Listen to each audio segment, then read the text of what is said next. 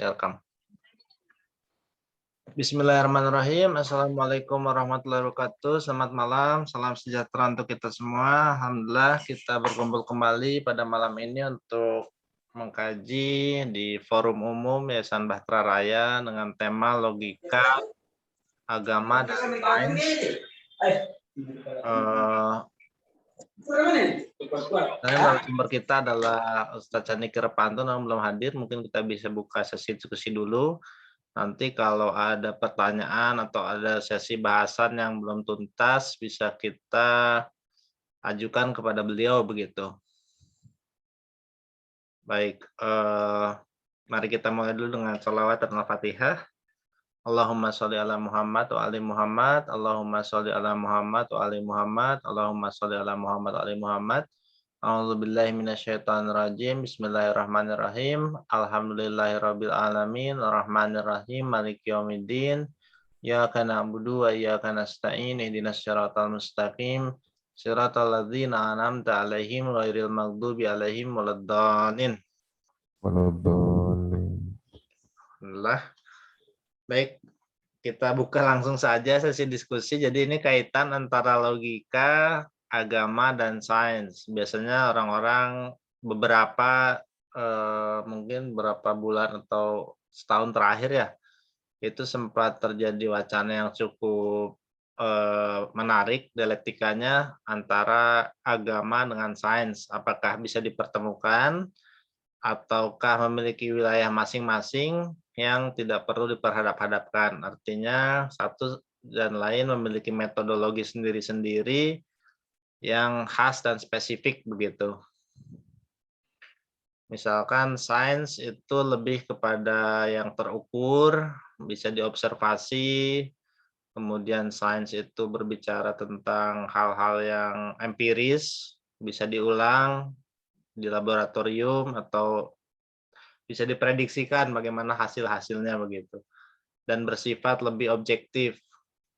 Sementara agama itu terkait dengan keyakinan, sifatnya itu deduktif, kemudian menyangkut juga hal-hal yang tidak kasat mata begitu, yang tidak bisa diobservasi oleh indera, menyangkut hal-hal gaib begitu. Jadi dua hal ini, nah apakah bisa dipertemukan dengan logika begitu?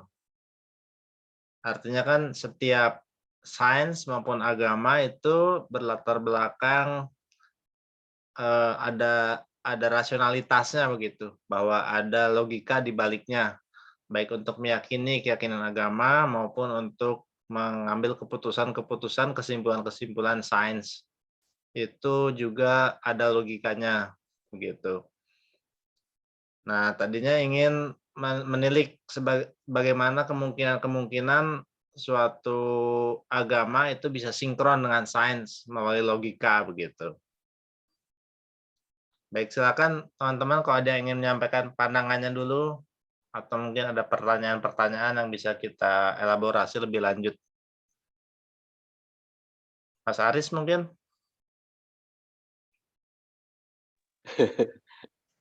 Yang lain dulu lah. Yang lain dulu. Mas Andri Fitrianto.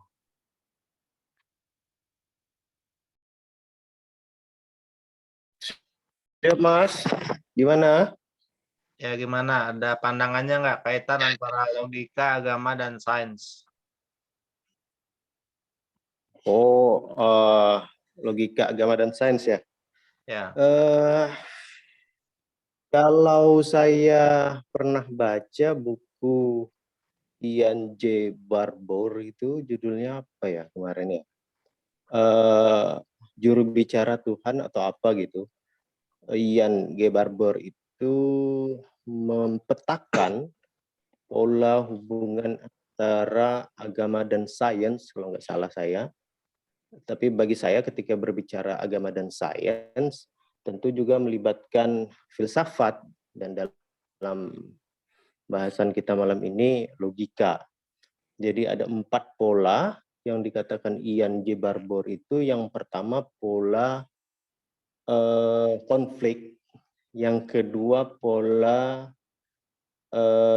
independensi, yang ketiga pola dialogis, dan yang keempat pola integratif. Kalau nggak salah seperti itu.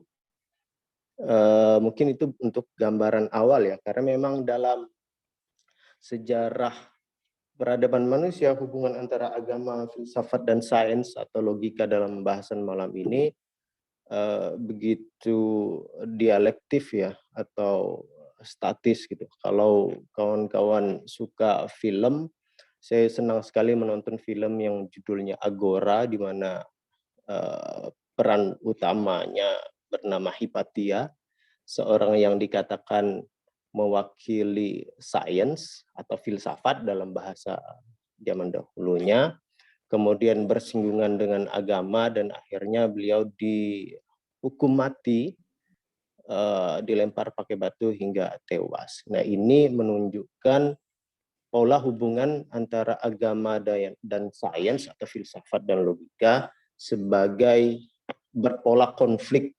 Atau juga kalau kisah yang lebih populernya ada Galileo yang dihukum mati atau seumur hidup gara-gara dia punya pandangan yang berbeda dari pandangan sains yang dijustifikasi oleh pihak gereja selaku otoritas keagamaan.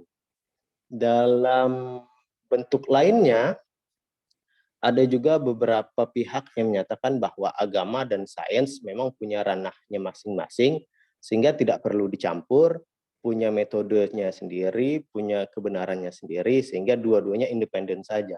Ketika salah satunya mencoba mengambil ke ranah yang lainnya, maka akan terjadi kekacauan. Untuk itu, pola independensi perlu ditegakkan. Nah, kalau pola yang integratif, kalau saya selama ini pahami mungkin ya di dalam gambaran para filosof Muslim kita ya, di mana dalam satu kepribadian dia juga sebagai seorang ilmuwan, dia juga sebagai seorang filosof, dia juga sebagai seorang agamawan. Mungkin filosof Muslim kita dari Ibnu Sina, Al-Kindi, Al-Ghazali sampai Mullah Sadra mencerminkan sosok-sosok yang mampu mengintegrasikan antara ketiga hal itu. Nah, saya pikir ini untuk pengantar saja, dan saya lihat di anggota partisipan diskusi kita malam hari ini ada Bang Andito Swiknyo yang saya pikir juga punya pengetahuan yang lebih luas dan tajam yang mungkin bisa turut mencerahkan forum kita malam ini. Demikian, terima kasih Bang Andri. Assalamualaikum warahmatullahi wabarakatuh. Baik, terima kasih Bang Andri Fitrianto atas ininya. Jadi ada pola konflik, ada pola independen, ada pola logis, dan ada juga pola integratif begitu. Sepertinya Ustadz Sandiki sudah bergabung bersama kita. Assalamualaikum Ustadz, selamat malam. Assalamualaikum warahmatullahi wabarakatuh. Ya, Mas Andri, malam. Ya, sehat Ustadz, alhamdulillah. Alhamdulillah. Ya, baik. Mungkin ini sudah dimulai Ustadz acaranya. Silakan untuk Ustadz memberikan pemaparan dulu materi mengenai topik logika, agama, dan sains. Barangkali 40 menit dengan Mas Ustadz ya. Silakan Ustadz. Ya, baik. Terima kasih Mas Andri. A'udzubillahi minasyaitonirrajim. Bismillahirrahmanirrahim. Alhamdulillah rabbil alamin wa bihi nasta'in ala umuri dunya waddin wassalatu wassalamu ala sayyidil mursalin sayyidina wa habibina Abil Qasim Muhammadin wa ala alihi at-tayyibin at-tahirin wa ashabihi al-muntajabin. Asyhadu an la ilaha illallah wahdahu la syarika lahu wa asyhadu anna Muhammadan abduhu wa rasuluh. اللهم صل على محمد وآل محمد وعجل فرجهم. اللهم عرفني نفسك فإنك إن لم تعرفني نفسك لم أعرف رسولك. اللهم عرفني رسولك فإنك إن لم تعرفني رسولك لم أعرف حجتك. اللهم عرفني حجتك فإنك إن لم تعرفني حجتك ضللت عن ديني. يا الله يا رحمن يا رحيم يا مقلب القلوب ثبت قلبي على دينك. Assalamualaikum ya Rasulullah, Assalamualaikum ya Amirul Mu'minin, Assalamualaikum ya Qurrata Aini Rasul, Assalamualaikum ya Syaidah Syababi Ahlil Jannah.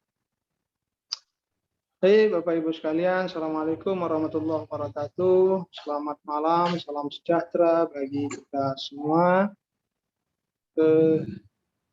Malam hari ini kita Waalaikumsalam warahmatullahi diskusi tentang tema yang sudah diangkat, yakni logika,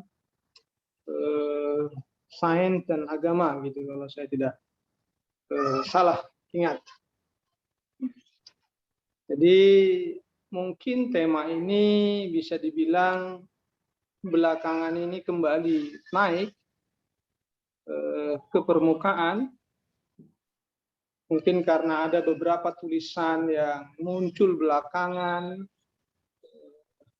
memberikan sebuah apresiasi lah kita bisa katakan persoalan polemik antara sains dan agama, walaupun tentu ini bukan perkara yang baru.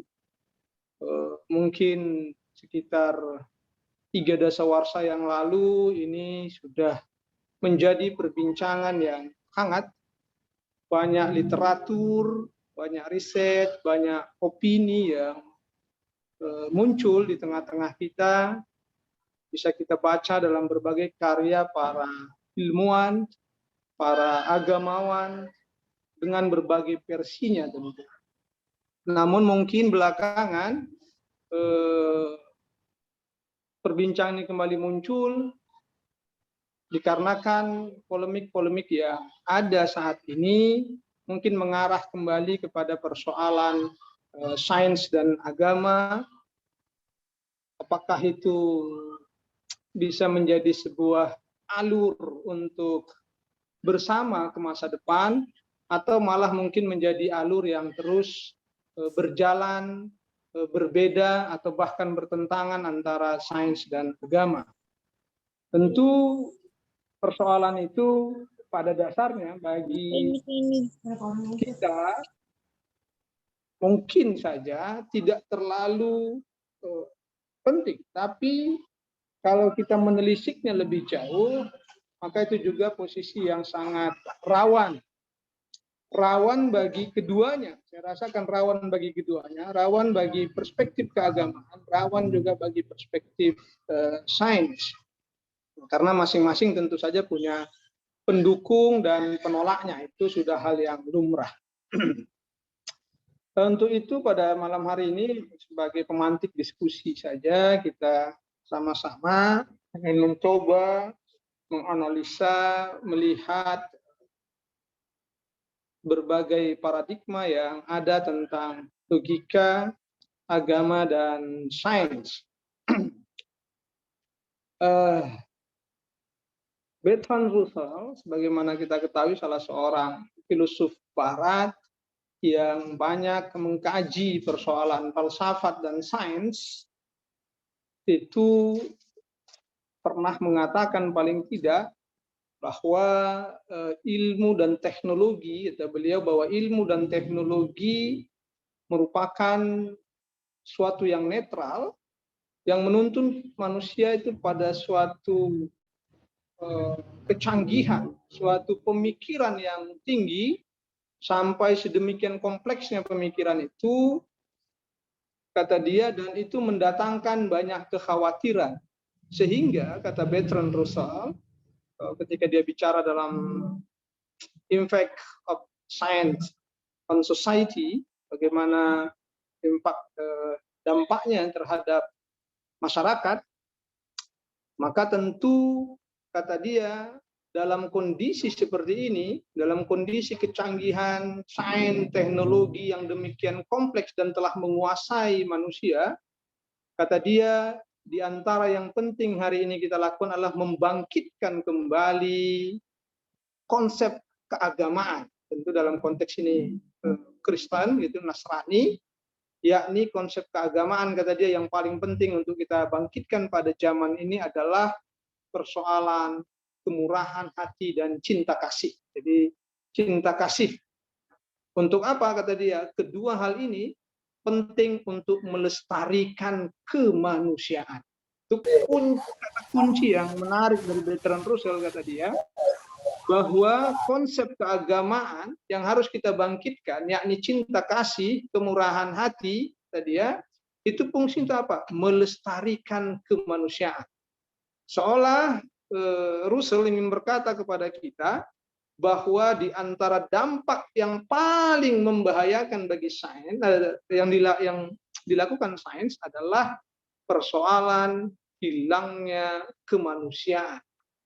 Mungkin itu juga sudah banyak diulas. Chakra mengulasnya, Syed Hussein Nasr mengulasnya, Smith, misalnya Stan Smith mengulasnya, dan banyak sekali baik dari barat maupun dari timur mengulas persoalan ini dalam 3 dekade belakangan, 30 tahun belakangan.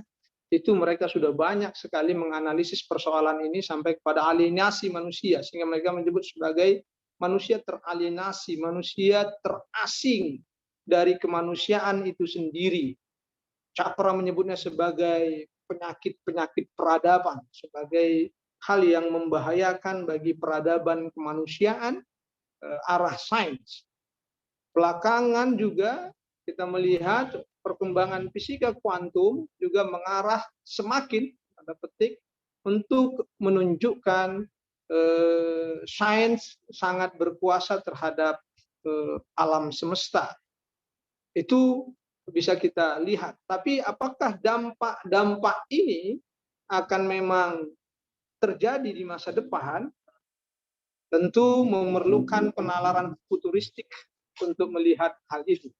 Saya sendiri sih tidak terlalu optimis terhadap hal itu, yakni apakah sains ke depannya akan meminggirkan agama. Saya tidak optimis terhadap hal itu, karena bagi saya agama maupun sains adalah dua ranah yang tidak dipisahkan.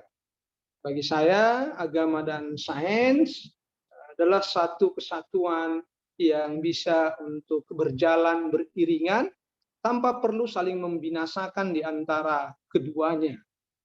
Bagi saya, sains tidaklah akan membinasakan agama, begitu juga agama tidaklah akan membinasakan sains. Dan itu tentu memerlukan, tapi tentu ketika kita katakan tidak membinasakan, bukan berarti pertentangannya akan berakhir begitu saja. Tidak. Tentu akan muncul hal-hal seperti itu. Tapi apakah hal itu disebabkan oleh agama atau disebabkan oleh sains, itu memerlukan analisa kita semua. Karena maksud saya, apakah memang sains secara inherent telah melekat pada dirinya sebagai anti terhadap agama, atau sebaliknya agama inherent pada dirinya memang anti terhadap sains atau tidak. Kalau kita berpendapat tidak, maka otomatis hal itu, maka saya bilang otomatis kita optimis tidak akan terjadi pembantaian antara kedua hal ini, peperangan yang akan bumi hanguskan kira-kira kedua hal tersebut. Jadi optimisme kita ke depannya malah sains dan agama ini justru menjadi mercusuar bersama, berkembang seiringan, karena kita yakin bahwa bahwa semesta mengarah pada kesempurnaannya, bukan mengarah pada kehancuran tanpa tahap-tahap kesempurnaan itu. Itu poin yang ingin saya sampaikan sebagai sikap optimistik kita dalam kondisi ini. Tentu yang ingin kita cari adalah bagaimana jembatan yang paling penting, jembatan emas yang ingin kita temukan antara sains dan agama. Pembahasan kita pada logika sains dan agama tentu ingin meramu ketiga hal tersebut sebagai suatu hal yang utuh untuk kita pahami, untuk kita aplikasikan dalam kehidupan individual, dalam kehidupan sosial, kehidupan bernegara, kehidupan berpendidikan, dan berbagai aspek kehidupan manusia. Saya orang yang sangat percaya bahwa agama tidak boleh lepas sedikit pun dari kehidupan manusia. Agama bagi saya harus ikut andil dalam berbagai persoalan kemanusiaan. Agama bagi kita, bagi saya mungkin secara pribadi, itu menembus seluruh aspek dimensi aktivitas manusia, lahiriah maupun batiniah, individual, sosial, kemasyarakatan, kenegaraan, dan seterusnya. Itu bagi saya. Karena dia menembus berbagai ranah itu, maka seluruh aspek aktivitas kegiatan manusia, termasuk aktivitas intelektualnya, yakni aktivitas melahirkan sains, aktivitas melahirkan karya ilmiah, aktivitas riset, dan seterusnya yang dilakukan oleh manusia, itu juga agama akan andil, akan ikut turut campur di dalam persoalan itu. Itu keyakinan kita. Cuman persoalannya adalah, dan selalu yang jadi persoalan biasanya adalah, saya juga dulu pernah ketika mahasiswa bertanya kepada dosen, saya bilang kalau seandainya ada terjadi pertentangan atau perbedaan pandang antara sains, misalnya antara pendapat ilmuwan dengan pendapat kitab suci, begitu, atau pendapat agama, maka kita harus berpegang kepada yang mana. Itu kan yang selalu atau yang paling sering menghantui kita. Belakangan misalnya persoalan bumi datar saja menjadi perbincangan hangat kalangan sains, kalangan agamawan, sampai ke tingkat warung kopi sekalipun menjadi perbincangan. Yang bukan ilmuwan dan bukan agamawan pun ikut campur membincangkan tentang bumi datar. Kita ditanya oleh bagaimana tentang persoalan bumi datar ini, bagaimana dari sudut pandang agama dan sebagainya begitu. Misalnya itu saja contohnya, misalnya, kan seolah-olah persoalan bumi datar ini menjadi persoalan yang sangat penting.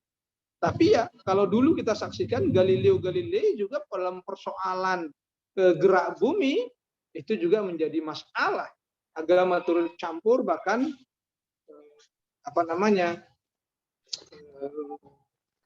inkuisisi atau persoalan pertaubatan, diminta untuk bertobat karena dianggap pendapatnya menentang pendapat agamawan seperti itu. Jadi itu kan persoalannya berarti dari awal, dari dahulu juga persoalan ketika ada pendapat yang muncul dan ranah yang berbeda, dan pendapat itu berbeda antara satu ranah, yakni ranah agama atau ranah yang dipandang agama, atau ranah dari lembaga keagamaan, dan di sisi lain muncul pendapat dari ranah ilmuwan, kita mau berpegang kepada yang mana? Misalnya kalau kita ditanya, bagaimana terjadinya alam semesta? Bagaimana terjadinya alam semesta? Tentu paling tidak kita memiliki beberapa jawaban. Bisa jawaban itu diambil dari mitologi, dari mitos. Kan? Mitos juga bukanlah perkara yang tidak ilmiah, walaupun bagi sains ilmiah, tapi bagi social science, mitos adalah bagian dari yang ilmiah, bukan tidak. Jawaban bisa dari mitologi, misalnya, diberikan, atau jawaban itu dari agama, misalnya, dengan mengutip teks-teks suci, kewahyuan, atau pendapat keagamaan. Bisa juga berasal dari, misalnya, kita katakan jawaban falsafat, dan tentu juga jawaban sains. Dari keempat ini, misalnya mitologi, agama, sains, falsafat, kita mau berpegang kepada yang mana? Jika terjadi tubrukan atau pandangan yang berbeda di antara keempatnya, misalnya seperti itu. Kalau kita mengatakan bahwa sains dan agama bisa saja terjadi konflik. Tadi saya dengar ada mengatakan misalnya Ian Barbour misalnya mengatakan ada hubungan sains dan agama itu ada yang konflik gitu kan, ada yang independence, itu dia katakan dalam bukunya itu kan, dalam When Science Meets Religion, pertemuan antara sains dan agama itu menghasilkan konflik atau akan menghasilkan independensi, apakah hubungannya bersifat dialog gitu atau juga bersifat integrasi gitu, integratif. Atau hal yang mirip-mirip, John Half misalnya mengatakan hubungannya juga 4, dia menyebut juga konflik, kemudian kontras, kemudian dia sebut contact dan confirmation. Jadi 4 pola hubungan, baik yang dibuat oleh John Half atau yang disebut Ian tadi, itu juga bagi kita adalah menunjukkan bahwa kalau terjadi konflik dalam tataran yang sangat tinggi, itu akan berpihak kemana? Tentu kalau ini masalahnya, tentu ini masalah bagi siapa? Masalah bagi orang yang beragama. Kalau orang yang tidak beragama atau orang yang tidak bertuhan, misalnya begitu, tentu dalam konteks ini kita menyebutnya sebagai agama resmi, diakui sebagai agama, atau tidak memiliki sistem kepercayaan, yang memiliki sistem kepercayaan, keyakinan, dan perbuatan, misalnya, ini masalah. Tapi bagi orang yang tidak beragama, tentu tidak ada masalah bagi dia. Ketika terjadi konflik dia antara agama dengan sains, tentu dia akan berpegang kepada sains. Dan juga saya rasa kita juga akan cenderung juga akan berpegang kepada sains ketika terjadi konflik keagamaan tersebut. Mungkin secara umum. Atau bagi sebagian orang, agama sangat dipegang ketat dalam persoalan-persoalan tersebut. Nah, disitulah sebenarnya kita ingin meramunya, sebenarnya mana yang agama dan mana yang sains, mana yang agama masuk ke wilayah sains dalam wilayah mananya, begitu juga sains ketika masuk ke wilayah agama dalam wilayah yang mananya. Itu yang juga harus dipetakan secara utuh, karena dikotomis yang kita lakukan terhadap hal ini bisa dalam tanda petik membahayakan lah. Dikotomi ilmu agama dengan ilmu umum saja dalam dunia pendidikan kita telah lama berlangsung, saya rasa sampai sekarang terjadi dikotomi antara sains gitu dengan ilmu-ilmu umum, kadang-kadang disebut ilmu-ilmu akliyah dengan ilmu-ilmu nakliyah, ilmu-ilmu keislaman dengan ilmu-ilmu yang bukan atau ilmu-ilmu umum dianggap oleh sebahagian kalangan itu dikotomikan. Kalau dikotomi sudah dianggap ini ilmu-ilmu agama, ini ilmu-ilmu yang bukan agama, maka tentu ilmu agama dianggap suci, ilmu yang bukan agama juga tidak dianggap sebagai yang suci. Motivasinya juga akan berbeda. Bahwa ketika kita melaksanakan atau mendalami ilmu-ilmu agama, maka dianggap tentu lebih lebih bagus daripada kita mendalami ilmu-ilmu yang bukan agama. Atau juga akan muncul bahwa agama itu adalah peribadatan, sedangkan yang bukan agama dianggap bukan sebagai sebuah peribadatan, hanya sebuah nilai ilmiah. Sehingga misalnya saja dikotomi itu akan melahirkan aplikasinya juga. Mungkin bagi sebagian kalangan atau bagi kita-kita ini, orang yang melek, malam tidak tidur untuk bertahajud, membaca Al-Quran sampai pagi hari, misalnya sampai subuh, itu dianggap akan lebih alim, lebih besar pahalanya daripada misalnya seorang ilmuwan yang juga tidak tidur malam berada di laboratorium untuk meneliti sebuah riset, meneliti sebuah penyakit, dan seterusnya. Nah, itu kan bisa terjadi dikotomi seperti itu kepada kita. Sehingga kita juga menganggap, bahkan kadang-kala kita lebih mengenal misalnya Al-Ghazali dengan karya Ihya Ulumuddinnya daripada karya-karya filosofisnya. Ya kan, orang sibuk dengan mempelajari, coba tanya, karya Al-Ghazali yang paling banyak dipelajari pasti kita katakan Ihya Ulumuddin paling tidak. Tapi berapa orang yang mempelajari tahaput falasifahnya secara serius di pesantren-pesantren kita misalnya? Siapa kiai yang mengajarkan? Kalau mengajarkan kitab Ihya Ulumuddin, saya rasa hampir setiap kiai. Tapi siapa kiai yang mengajarkan kitab tahaput falasifah Imam Ghazali atau maqasid falasifahnya Imam Ghazali misalnya? Kalau kita anggap dia sebagai seorang filosof yang dalam tanda petik anti terhadap beberapa pemikiran filosof. Tapi kan nyaris tidak kita dengar misalnya mengajarkan khusus kitab tahaput, tapi mungkin saya yang tidak tahu. Kalau di tempat saya nyaris tidak ada. Saya bilang kalau di Medan saya bisa katakan tidak ada kiai yang akan mengajarkan secara spesifik ngaji kitabnya tahaput falasifahnya atau maqasid falasifahnya Imam Ghazali misalnya. Ibnu Rus kita kenal sebagai apa? Sebagai lebih dikenal sebagai faqih, sebagai ahli fikih dengan kitab Bidayatul Mujtahidnya daripada mengenal dia sebagai filosof. Mungkin hanya orang-orang yang gandrung dengan filsafat yang akan tahu kalau Ibnu Rushd memiliki karya-karya filsafat yang layak. Misalnya Tahaqud at-Tahaqud atau Fasl Maqal misalnya, dan beberapa kitab lainnya yang menjelaskan atau menempatkan posisinya sebagai salah satu pionir pemikir Islam, filosof yang pada dirinya tergabung berbagai ranah keilmuan. Tapi kita lebih banyak mungkin, atau lebih banyak yang menyimpan kitab Ibnu Rushd di rumahnya, begitu, para kiai maupun yang bukan kiai atau para pelajar keagamaan lebih banyak menyimpan kitab-kitab Ibnu Rushd Bidayatul Mujtahidnya misalnya daripada kitab-kitab falsafat yang ada pada atau yang ditulis oleh Ibnu Rushd atau Ebrus di barat misalnya. Itu kan menunjukkan bagaimana perhatian kaum muslimin karena dikarenakan dikotomi seperti itu menjadi aplikasi yang muncul di tengah-tengah masyarakat kita, itu memberikan pengaruh dalam kondisi sosial pendidikan. Pendidikan kita pun akhirnya pendidikan yang mendikotomi sedemikian rupa.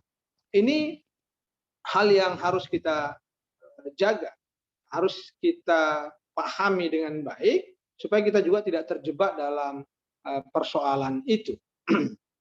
Itu saya rasa. Padahal kalau kita perhatikan tadi Ibnu Rushd, Ibnu Sina, dan para pemikir-pemikir besar kita sampai ke masa kini, saya rasa mereka juga memiliki kemampuan dalam berbagai bidang sains selain daripada bidang agama. Kalau Ibnu Rushd tadi kita bilang sebagai seorang faqih, ahli fikih, mengarang kitab fikih, dan itu sangat dikenal menjadi buku referensi di dunia, tetapi juga dia seorang filosof yang kita kenal. Ketika kita ditanya siapa Ibnu Sina misalnya, maka kita bisa menjawab dengan sederetan sebutan untuk dia. Kita bisa menyebutnya sebagai filosof, kita menyebutnya sebagai sufi, kita menyebutnya sebagai dokter, kita menyebutnya sebagai fisikiawan, biologiawan, kita menyebutnya sebagai astronom, ahli musik, gitu, matematikawan, dan seterusnya. Kenapa? Karena pada dirinya, dan kita melihat karya-karya yang ditulisnya mengandung hal itu semua, sehingga menunjukkan dirinya, pada dirinya itu kita melihat dia saintis, tetapi dia juga sekaligus seorang ulama, dia juga teolog besar, seperti itu. Karya-karya keagamaan, penafsiran-penafsiran atas keagamaan itu juga menjadi hal yang sangat tinggi di kalangan umat Islam, diakui memiliki hal yang sangat tinggi. Itu gambaran bagi kita. Jadi sejak awal kalau kita lihat berarti tidak pernah ada masalah sains dengan agama di satu sisi. Kalaupun muncul kemudian beberapa peristiwa sejarah yang menunjukkan perkara ini atau menunjukkan pada benturan sains dan agama, saya rasa itu tidak lebih besar daripada para penganut atau para pemikir yang berpegangan pada sains dan agama itu sebagai satu kesatuan yang utuh. Jadi tidak lebih besar, kecuali dibesar-besarkan, ya kan? Saya kadang-kadang melihat perbincangan seperti itu, kadang-kala hanya dibesar-besarkan aja oleh sales-sales sains atau sales-sales agama, itu kadang-kala muncul. Bahkan kadang-kala kita heran gitu, misalnya saya kadang-kadang heran ada seorang misalnya cendekiawan muslim lah atau dianggap intelektual muslim lah, tetapi meragukan agamanya mampu bersanding, saya tidak ingin katakan bersaing lah, mampu bersanding dengan sains misalnya di masa depan. Itu kan hal yang lucu. Sebagai seorang misalnya dianggap pemikir keagamaan atau pemikir Islam, tapi meragukan sendiri, atau pemikir agama Kristen atau pemikir agama Buddha, dan meragukan sendiri kemampuan agamanya untuk beradaptasi, untuk bersanding, gitu. Tidak usah bertanding lah kita katakan, untuk bersanding dengan sains di masa depan. Itu perkara yang bagi kita adalah perkara yang tidak pada tempatnya. Justru semestinya dia berpikir bagaimana sebenarnya agama ini bisa bersanding ke depannya untuk bersama-sama lah membangun peradaban dunia, kira-kira begitu. Itu saya rasa hal yang harus diperhatikan oleh setiap orang yang masih menyimpan di hatinya relung-relung keagamaan, atau apalagi menganggap diri sebagai pakar dalam bidang agama atau hal lainnya seperti itu. Kalau kita ini kan cuma sebagai penonton, pengomentar, ya cakap-cakap lah paling nggak di Zoom seperti ini, cakap-cakap daripada menjadi ahli kan, seperti itu. Yang menariknya kadang-kadang yang bicara, misalnya bicara hal seperti ini meragukan agama maupun sains, ilmuwan juga tidak, agamawan juga tidak, filosof juga tidak, ya kan? Dan seterusnya, akhirnya ya kacau balau pembicaraan yang terjadi misalnya. Ya, contohnya kita ini kan filosof juga enggak, ya kan? Mas Andri kan gitu. Ya agamawan juga enggak begitu. Tapi kita mencoba membincang-bincangkan. Maka saya bilang ya kita mendiskusikannya cakap-cakap, paling tidak telah peduli terhadap apa yang terjadi di tengah-tengah masyarakat, atau paling tidak bisa mengikuti berbagai perkembangan pemikiran yang ada di berbagai belahan bumi ini. Nah, memang ada keraguan-keraguan. Huston Smith misalnya menyatakan bahwa ke depannya agama bisa mengalami keterpinggiran, kehancuran, kematian seperti itu. Dan penyebabnya kata dia ada dua. Yang pertama adalah saintisme dan yang kedua adalah politikisme.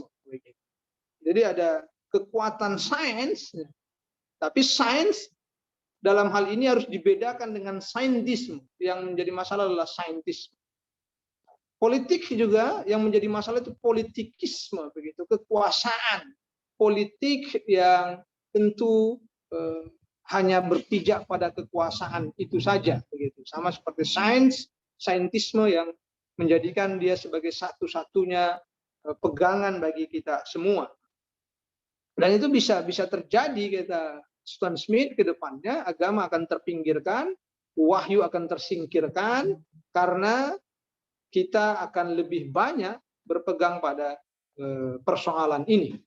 Saya ambil contoh misalnya, saya tidak tahu apa tujuan membuat meme atau membuat hal-hal seperti itu. Saya tidak tahu tujuannya. Mudah-mudahan tujuannya positif seperti itu. Misalnya ketika pandemi ini beredar, pandemi ini menyebar luas begitu, dan sampai sekarang tentu saja selalu kan muncul seolah-olah ada orang bertanya, surat apa yang harus saya baca atau ayat apa yang dibaca agar bisa terhindar dari virus misalnya. Kemudian dibuat jawabannya itu surat edaran wali kota, surat edaran presiden, surat ini begitu.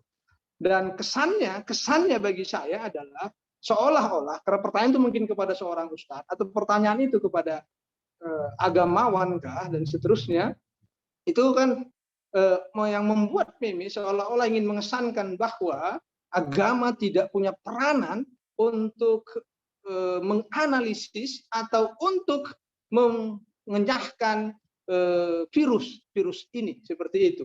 Seolah-olah bahwa firman Tuhan lebih rendah daripada surat edaran wali kota dalam persoalan virus. Apakah firman Tuhan tidak sejalan dengan surat edaran wali kota misalnya, atau edaran presiden, atau edaran para dokter, atau bagaimana yang mau dia maksud seperti itu? Atau menurut dia membaca satu ayat tidak lebih penting daripada misalnya membaca surat ini begitu, dan seterusnya begitu. Itu saya berhusnuzon saya saja mungkin bagi mereka, karena mungkin saja menurut mereka kepakuman atau kekakuan sebagian kelompok agama yang seolah-olah menolak virus, atau bahasanya lebih enak, ingin katakan mungkin mereka tidak menerima virus ini ada dan seterusnya, atau lebih mending tidak mempedulikan, atau mungkin saja dikarenakan ada sekelompok orang berkeras karena persoalan keagamaan, lebih tidak memperhitungkan bahaya yang dibawa virus, terhadap persoalan-persoalan ini. Karena misalnya sholat di masjid kemudian diatur oleh pemerintah sedemikian rupa, tidak boleh berjamaah, ngatur syaf dan seterusnya misalnya, seolah-olah ada kesan pertentangan antara agama dengan surat edaran wali kota, misalnya surat edaran gubernur bertentangan dengan kaedah-kaedah fikih. Mungkin seperti itu bagi sebagian kalangan sehingga perlu membuat meme seperti itu. Tapi terkadang kala mengesankan banyak sekali hal-hal yang kita katakan merendahkan keagamaan. Yang kadang-kala membahasnya bukan ahli agamawan. Karena sering di Indonesia ini kan selalu kita bilang ketika kita menyangkut fisika kita bilang serahkan kepada ahli fisika. Kalau bicara misalnya biologi serahkan kepada, kalau bicara teknik serahkan kepada ahli teknik bicara. Tapi ketika bicara agama semua merasa menjadi ahlinya, merasa menjadi pinternya seperti itu. Ada orang yang mengomentari fatwa, mungkin fatwa itu bagi kita lucu, misalnya anggap saja lucu, tapi untuk apa? Apakah kita ketika ditanya mampu mengeluarkan hukum yang seandainya salah pun, tapi itu merupakan produk ilmu. Ingat, ketika fatwa disampaikan itu produk ilmu. Ketika kita menyatakan orang yang menghargai ilmu, maka hargailah ilmu apa saja. Hargailah ilmu yang memang secara prosedural telah dikeluarkan hal itu. Sepakat atau tidak itu perkara yang belakang. Tetapi menghormati buah pikir orang, menghormati kaedah-kaedah keilmuan, baik itu kaedah keilmuan sains, kalaupun hari ini mau kita dikotomikan sains dan agama, maka kita harus menghormatinya. Karena ilmu-ilmu agama, baik fikih, usul fikih, tafsir, hadis, dan seterusnya, puluhan cabang ilmu keagamaan, itu juga memiliki prosedur-prosedur ketat untuk melahirkan kesimpulan-kesimpulannya. Jangan dipikir bahwa itu tidak memiliki prosedur ketat. Jangan dianggap bahwa sains yang memiliki prosedur ketat. Bahkan bisa jadi kaedah-kaedah keagamaan itu lebih ketat prosedurnya daripada kaedah-kaedah sains. Bisa saja terjadi seperti itu. Kalau kita melihat pendalaman keduanya, misalnya kita pahami. Misalnya dalam tafsir, bayangkan Anda untuk menjadi seorang mufasir, seorang pembaca, pengkaji Al-Quran, berapa deret ilmu yang harus Anda pahami secara profesional dan benar-benar mendalam untuk menghasilkan sebuah pemahaman atas ayat Al-Quran. Berapa puluh cabang ilmu untuk kita menjadi seorang mujtahid sehingga bisa mengeluarkan fatwa-fatwa keagamaan. Lalu kita mengomentarinya. Misalnya seperti itu. Itu gambaran bagi kita. Atau sebaliknya, kita yang bukan ahli fisika, mungkin bahkan belajar fisika, nilainya mungkin merah semua. Nah, kalau dulu masih ada nilai merah begitu di raport kita, misalnya, atau matematika yang rendah semua, tapi memberikan komentar terhadap hal-hal yang boleh jadi kita pun tidak memahaminya dengan baik. Misalnya begitu. Saya dulu pernah menceritakan bagaimana kadang orang mengomentari Ibnu Sina, padahal kadang-kala membaca bukunya belum, mengkajinya dengan baik belum, dan seterusnya. Begitu juga boleh jadi kita mengomentari temuan-temuan ilmiah sains dan menolaknya hanya dikarenakan hal yang berbeda misalnya dengan keyakinan dan seterusnya. Menarik misalnya ketika cloning itu ditemukan, misalnya cloning disebarkan dan kemudian itu berhasil diterapkan pada seekor domba, apa nama dombanya seperti itu kan muncul reaksi. Nah, reaksi terutama dari kalangan agamawan termasuk polemik tentang halal haram dan seterusnya itu muncul. Tetapi kan suatu yang menarik, seorang ulama memberikan sebuah apresiasi. Jadi dia seorang mujtahid, seorang ahli fikih, tapi ketika ditanya cloning, dia lebih dahulu mengapresiasi temuan itu dengan mengatakan bahwa ini sebuah keajaiban sains yang semakin membuktikan tentang bagaimana perkembangannya mampu menciptakan berbagai hal itu untuk mendekatkan kita pada fenomena alam yang semakin mengenalkan kita pada kekuasaan Tuhan. Itu gambaran positifnya dulu seorang ulama tentang sains yang ditelurkan. Belakangan kita bicara nuklir juga begitu. Mungkin bagi sebagian, bahkan kelompok HAM sangat menolak misalnya nuklir dan seterusnya.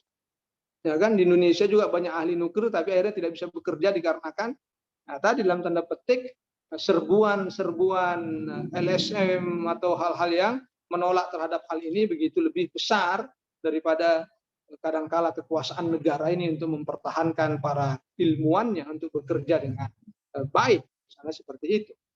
Nah, jadi itu kan apresiasi positif.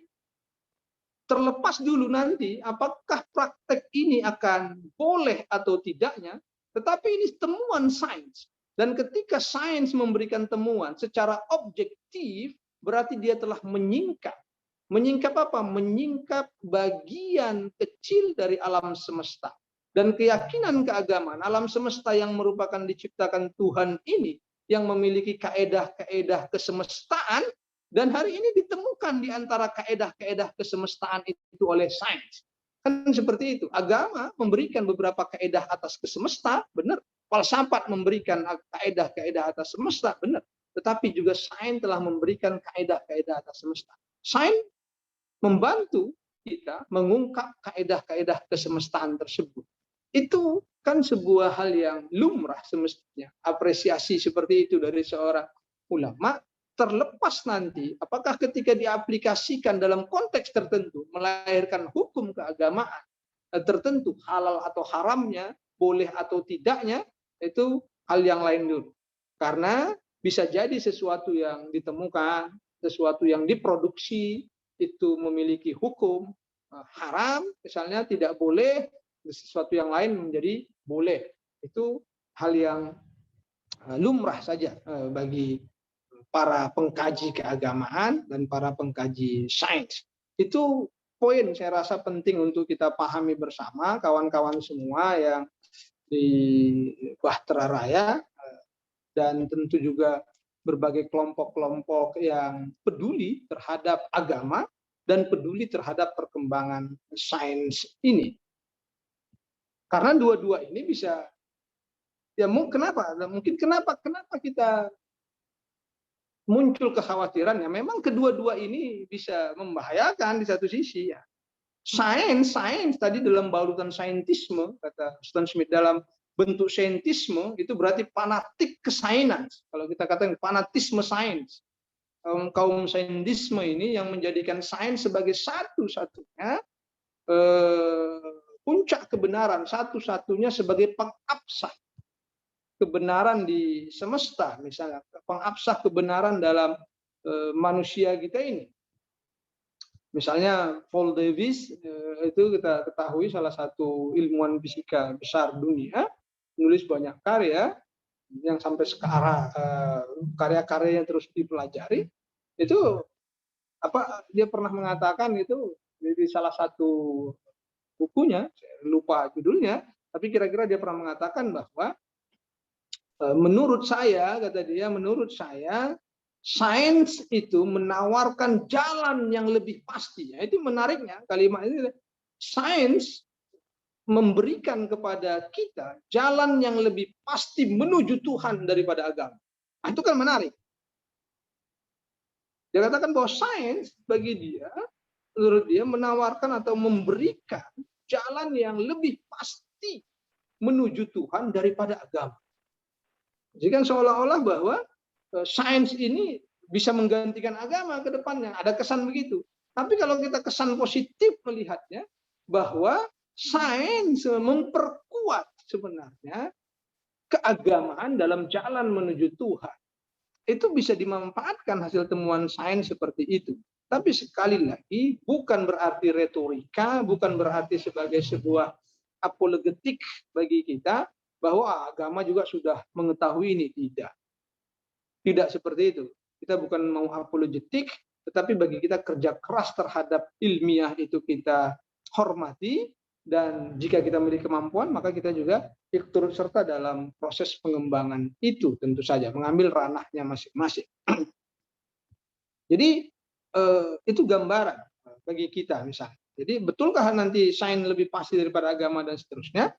Itu kan gambaran, karena memang tentu agama punya ranahnya, punya teknisnya yang sekali lagi saya rasa tidak akan bertentangan dengan sains.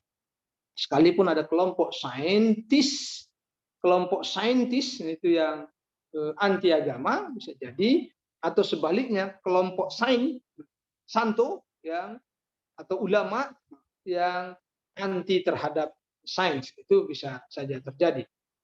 Jadi percaya kepada sains atau saintis atau kepada pada santo, gitu ya, kepada ilmu atau kepada orang-orang suci seperti itu bisa saja terjadi.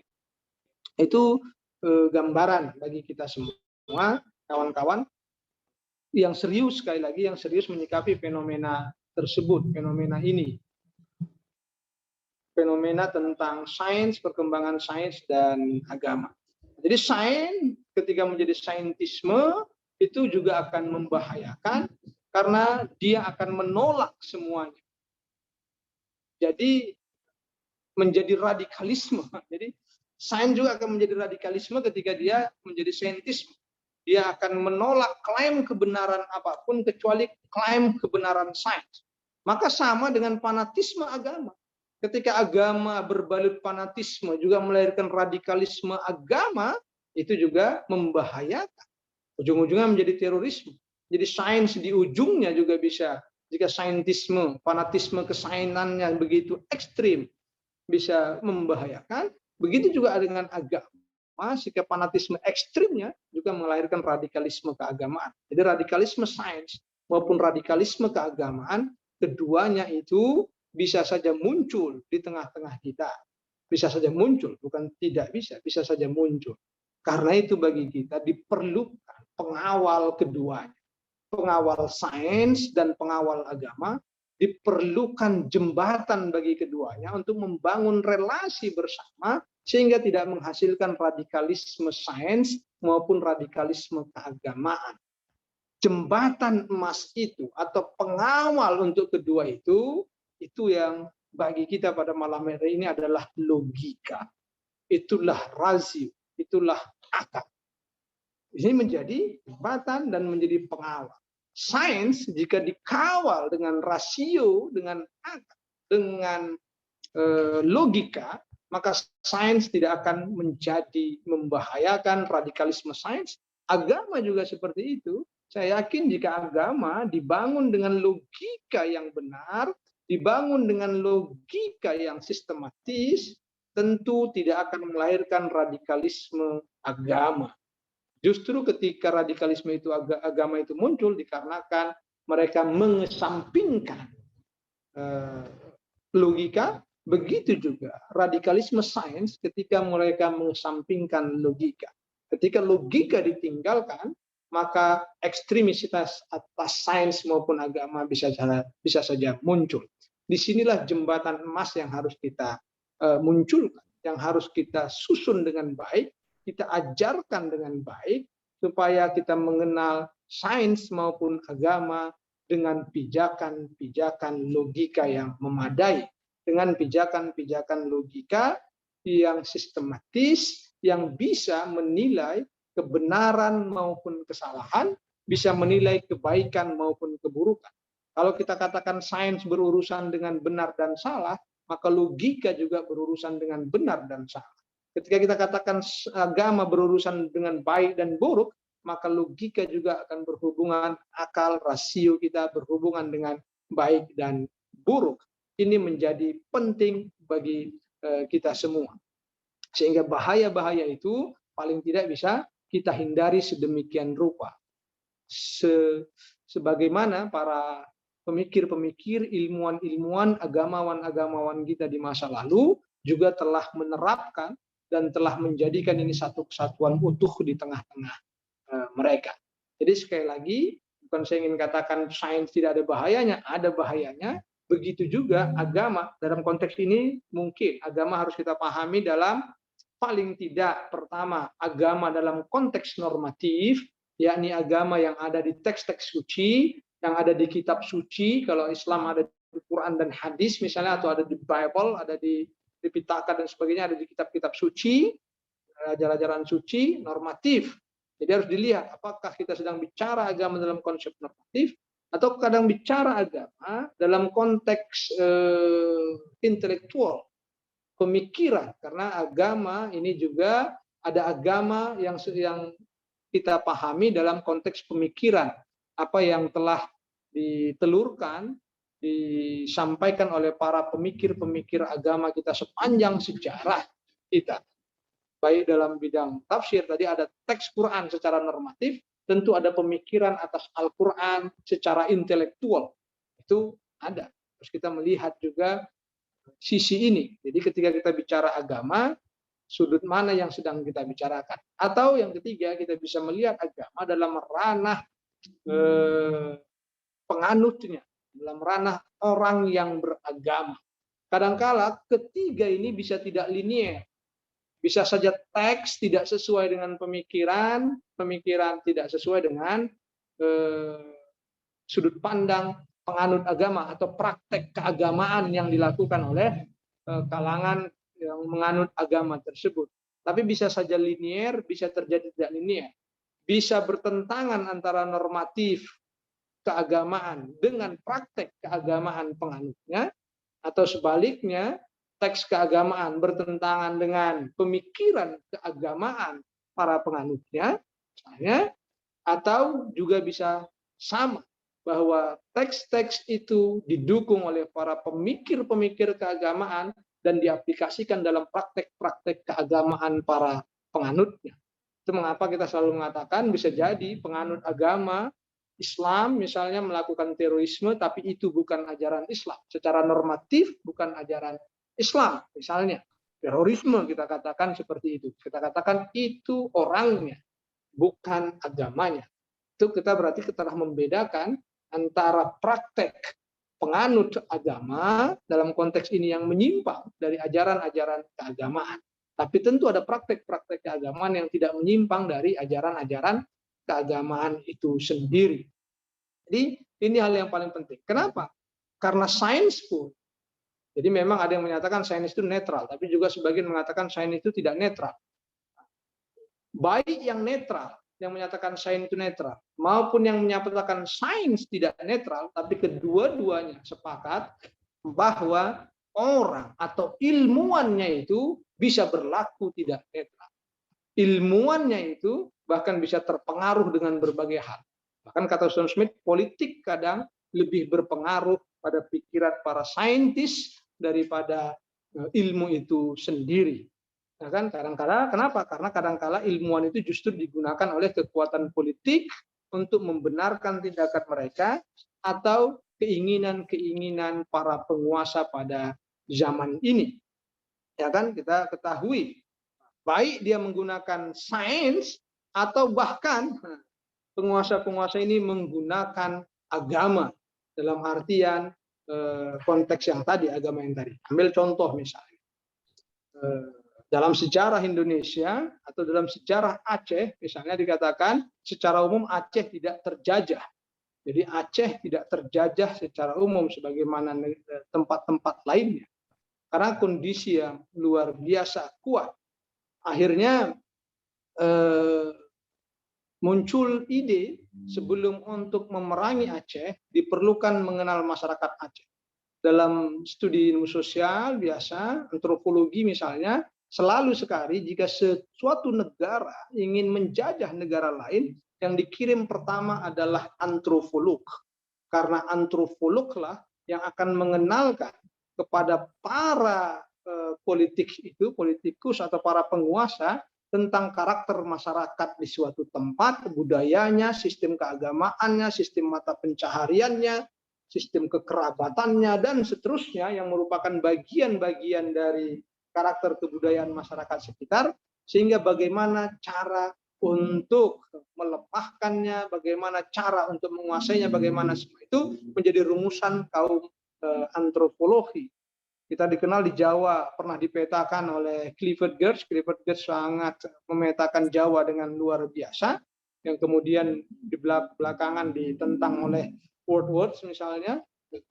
Ketika Clifford Geertz menulis The Religion of Java, sebagaimana kita ketahui ada priayi, santri, dan abangan. Tapi Mark Wordsworth dalam Islam Jawanya dia menolak tesis-tesis dari Clifford Geertz. Bahkan dia sampai sekarang kita masih sering mengatakan misalnya bahwa pengaruh Hindu besar terhadap Islam, Jawa dan seterusnya. Nah, misalnya seperti itu kan tesis dari Clifford Geertz untuk menunjukkan pengaruh Hindu Buddha. Tapi Woodward sebagai ahli Hindu yang bertahun-tahun di India menetap dan menjadi ahli dalam konteks agama, ketika dia Clifford Geertz menyatakan begitu, dia merasa tertarik untuk ke Indonesia, karena Indonesia baginya juga berarti merupakan Hindu yang besar. Tapi setelah dia melakukan riset, dia menunjukkan bahwa Geertz tidak mengenal tradisi Hindu dan Buddha pada dasarnya, sehingga memberikan kesimpulan yang salah. Seperti itu, dan seterusnya, dan seterusnya. Aceh juga begitu, ketika Aceh tidak bisa, maka kita ketahui ketika itu dikirimlah ke sana seorang ulama yang kita kenal belakangan oleh Belanda, akhirnya menulis tentang Aceh berjilid-jilid menjadi sebuah narasi antropologi yang luar biasa. Orang itu yang kita kenal dengan Snoek Horbrand. Misalnya Snoek menulis tentang Acehnis itu berjilid-jilid untuk menunjukkan bagaimana orang Aceh, kebudayaannya dan seterusnya. Salah satu yang sangat populer perkataan atau tulisan dari ini namanya Snoek, yang belakangan bahkan itu dianggap sebagai perkataan Imam Ali bin Abi Thalib katanya. Saya sendiri belum pernah merujuk apakah itu benar perkataan Imam Ali bin Abi Thalib atau tidak, yakni ungkapan yang mengatakan agama bisa tegak dengan kekafiran tetapi tidak bisa tegak dengan kezaliman. Jadi itu konon katanya sering ditulis orang kata Imam Ali bin Abi Thalib. Saya sendiri belum mendapatkan referensi untuk Imam Ali bin Abi Thalib, tapi kalau itu pernah dikatakan atau dituliskan oleh Snoek, itu memang ada. Dia mengatakan bahwa orang-orang di sini berpendapat, kira-kira begitu, orang-orang Aceh, para tengku-tengku Aceh itu selalu menyampaikan bahwa negara bisa tegak dengan kekafiran, tetapi tidak bisa tegak dengan kezaliman, yakni ketidakadilan. Seperti itu, dan dia memberikan rumus-rumus tentang hal itu. Jadi pengiriman terhadap seorang antropolog berbajukan agama tidak main-main. Beliau sampai ke Mekah, Snoek belajar agama, menguasai banyak ilmu-ilmu agama Islam, tetapi sekali lagi bukan dalam rangka untuk itulah memahami Islam secara baik, tapi dalam rangka politik, dalam rangka politisasi untuk penguasaan sebuah daerah. Itu dilakukan oleh Snoek. Dan kemudian Belanda bisa masuk atau menguasai Aceh dengan nasihat-nasihat dari Snoek itu sendiri. Itu misalnya gambaran bagi kita semua. Yang inilah yang kemudian dikaji besar dalam konteks orientalisme. Kan orientalisme yang sempat heboh beberapa dekade yang lalu sebagai orientalisme yang tidak murni sebagai pengkaji, tetapi orientalisme politis, bahwa para pengkaji timur ini atau para pengkaji Islam lebih cenderung untuk dalam rangka mencari titik lemah Islam dan dalam rangka untuk menguasai umat Islam. Dan dalam sejarah itu juga terjadi. Napoleon dan sebagainya itu juga melakukan hal-hal tersebut untuk menguasai kaum muslimin. Seperti itu. Itu gambaran bagi saya dalam diskusi kita yang ringan, dalam diskusi kita yang singkat ini di Bahtera Raya, saya rasa penting untuk kita pahami persoalan ini. Karena itu, sekali lagi, logika itu pijakan paling penting. Kenapa? Karena sains membutuhkan logika, agama membutuhkan logika. Kedua-dua ini tidak akan pernah naik ke permukaan tanpa dukungan logika yang memadai, tanpa dukungan logika yang sistematis. Kalau dia di dalam dukungan logika, maka tentu saja agama dan sains akan bisa berjalan seiringan untuk membangun peradaban ilmiah di masa depan. Contoh yang paling enak bagi kita katakan logika tidak pernah menafikan sains, bagaimana logika tidak menafikan agama.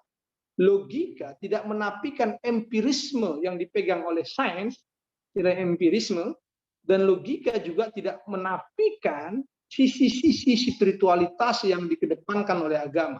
Agama juga tidak pernah menolak empirisme. Kita harus pahami seperti itu. Agama juga, mungkin Islam dalam konteks ini tidak pernah menolak empirisme, tapi menjadikan empirisme sebagai satu-satunya standar kebenaran yang dilakukan saintisme, itu yang ditolak.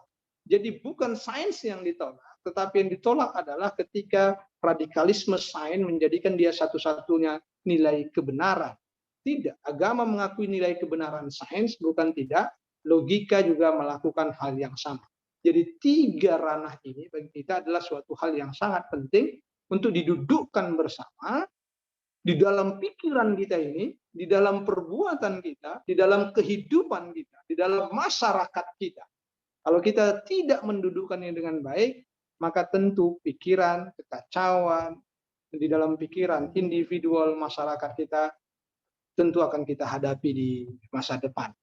Ini gambaran bagi kita semua, kawan-kawan yang ada di kajian kita pada hari ini tentang logika, agama, dan sains, untuk kita pahami dan dudukkan persoalan ini dengan baik. Jadi logika ke depannya adalah jembatan pengawal penting.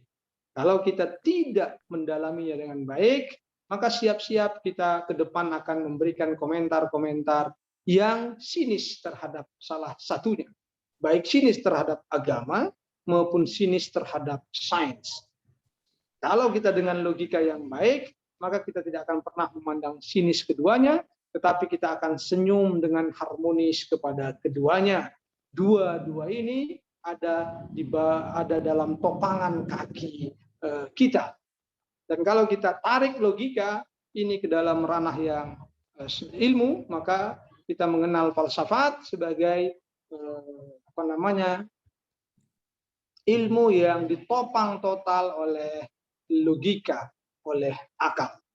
Kalau sudah seperti itu, maka agenda kita ke depan itu, dan saya rasa Bahtera Raya sudah memulai agenda itu, yakni agenda kita ke depan adalah ihya ulumul falsafah, menghidupkan ilmu-ilmu falsafat. Jadi untuk membangun ihya ulumuddin begitu, dan membangun ihya ulum kita buat ilmu agama atau bukan sains. Misalnya diterapkan ilmu tabi'i misalnya atau apa. Jadi ihya ulumul falsafah, menghidupkan ilmu-ilmu filsafat untuk menopang ilmu-ilmu agama dan untuk menopang ilmu-ilmu sains, ilmu-ilmu alam, ilmu-ilmu masyarakatan, sosial sains maupun fisika dan seterusnya. Saya rasa seperti itu. Itu saya rasa Mas Andre, dalam waktu yang relatif singkat ini mohon maaf kalau ada hal-hal yang kurang jelas, mungkin bisa kita diskusikan pada kesempatan ini. Terima kasih. Baik. Saya kembalikan. Terima kasih banyak Ustadz untuk pemaparannya, luar biasa. Baik, kita masuk ke sesi tanya jawab. Silakan teman-teman yang ingin bertanya atau menyampaikan pandangannya. Waalaikumsalam Mas Andre. Sebentar, satu persatu. Sepertinya ini ada Mas Saiful. Silakan Mas Saiful. Baik, Assalamualaikum warahmatullahi wabarakatuh. Terima kasih Mas Andri, terima kasih Ustadz Sandiki. Mungkin ini pandangan saya ya tentang antara agama dan sains. Saya melihat mungkin bukan sainsnya, saya ingin melihat pada istilahnya mungkin dunia gitu ya, dunia atau kalau sekarang kita bisa bilang peradaban misalnya. Ini saya melihat bahwa apakah sebenarnya agama itu sebenarnya tidak beririsan dengan masalah dunia ini. Maksudnya tidak bukan beririsan, seiring tidak seiring. Karena beberapa teks misalnya mengatakan bahwa dunia ini sebagai godaan lah, gitu ya. Jadi jangan terlarut dalam kehidupan dunia. Agama selalu mengatakan seperti itu. Jangan sampai lupa pada kehidupan dunia, jangan sampai larut pada gemerlapnya dunia, jangan sampai tergoda. Itu banyak banget teks yang begitu. Sedangkan sains itu justru berkembang karena ketertarikan pada dunia. Jadi apa namanya? Saya melihat ini ada dua motif yang berbeda. Jadi sebenarnya bukan sainsnya, tapi motifnya gitu. Jadi motif yang berbeda antara agama dengan dunia ini gitu. Satu motifnya adalah ketertarikan terhadap dunia, sedangkan agama justru mengarahkan jangan terlena, jangan tertarik dengan gemerlapnya dunia. Nah, jadi saya melihat ini ada sesuatu yang berbeda, dan menurut saya sains sejauh ini banyak dimotivasi justru oleh oleh motif yang kecintaan terhadap dunia gitu. Jadi antara cinta dunia dengan agama itu menurut saya sesuatu yang bertentangan. Dan sains itu banyak dimotori oleh kecintaan terhadap dunia. Nah, tanggapan Ustadz seperti apa terhadap pandangan ini? Terima kasih. Baik, terima kasih Mas Bul. Sebelumnya kita tampung dulu Ustadz ya. Berikut Boleh. dari Mas Kus tadi sudah buka mikrofon. Silakan Mas Kus. Oh, baik. Ustadz, tanya dong. Kalau kita lihat perkembangan sains itu kan diawali oleh pemikiran filsafat ya, karena kan seorang filosof itu biasanya dia juga seorang ya sains, ahli fikih sekarangnya. Itu tapi ternyata sebaliknya di Yunani ya. Yunani kan awalnya ada Thales atau Thales, Plato, Socrates dan lain sebagainya, itu kan mereka udah berpikiran udah jauh ke depan gitu. Tapi dengan bangkitnya Yunani sebagai Kristen Ortodoks ya, itu kenapa jadi bangsa Yunani tenggelam gitu, baik itu secara advance di sainsnya atau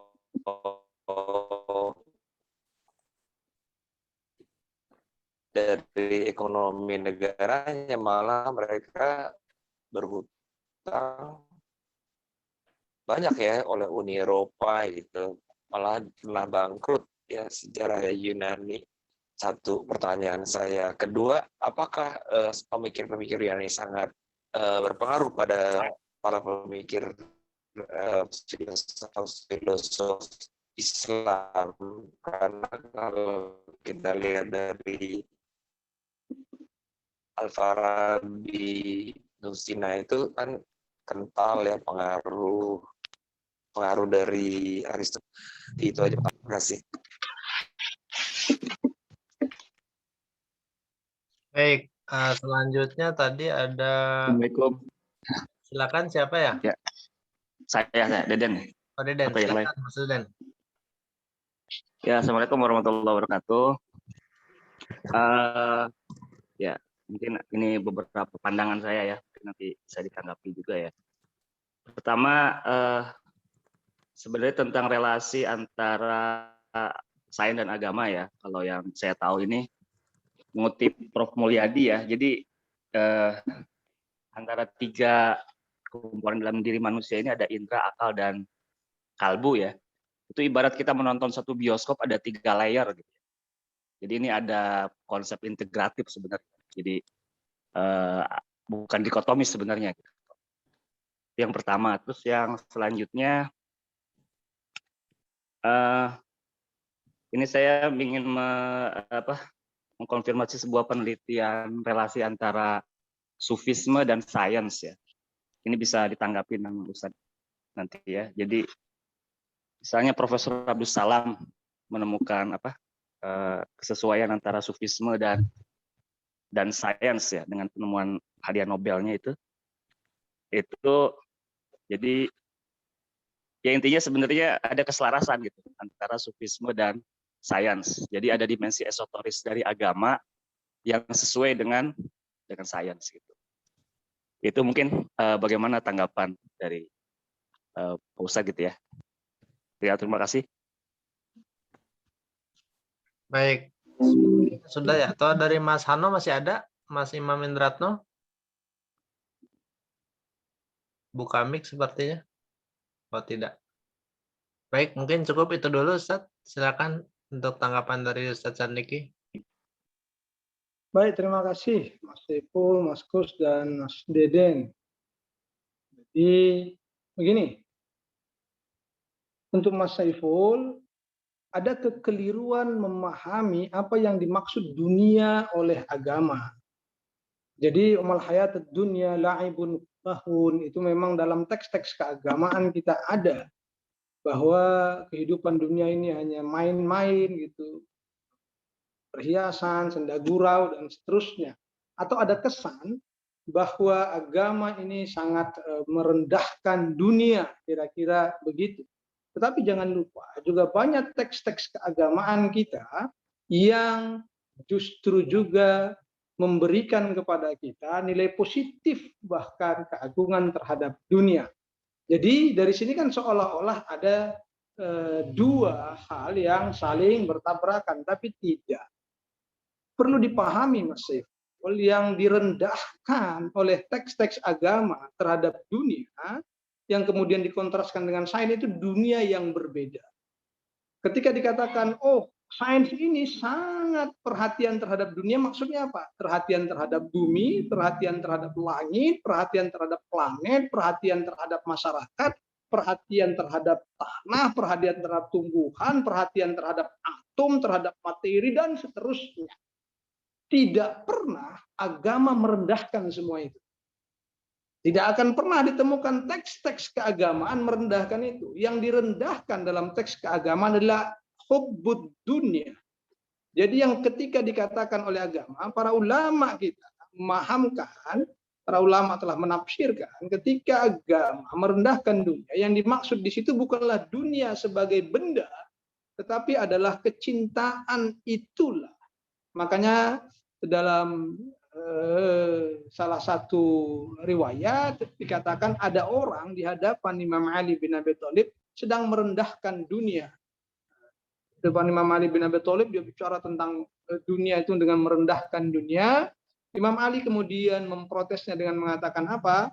Bagaimana bisa engkau merendahkan dunia padahal Allah telah menciptakan? Nah, ini menunjukkan bagaimana dia salah paham bahwa di dunia inilah tempat sujudnya para nabi. Dunia inilah tempat turunnya wahyu Tuhan. Dunia inilah tempat kita bersilaturahmi. Dunia inilah tempat ilmu-ilmu diajarkan. Dunia inilah dan seterusnya. Imam Ali menunjukkan bahwa dunia itu sangat penting. Bahkan semua ahli agama pasti sepakat dunia adalah ladang untuk akhirat. Tanpa dunia, kita tidak membentuk kehidupan akhirat yang baik. Doa sapu jagat yang paling kita hafal di seluruh dunia, tiada lain adalah kita meminta kebaikan di dunia dan kebaikan di akhirat. Kebaikan dunia dan kebaikan di akhirat kita katakan. Kalau kita merujuk pada teks-teks Al-Quran dan sebagainya, bagaimana Al-Quran bicara tentang manusia, bagaimana Al-Quran bicara tentang alam, bagaimana manusia bicara tentang sejarah, bagaimana manusia bicara tentang makhluk-makhluk lainnya, tentang hukum-hukum semesta, yang itu sangat kita temukan.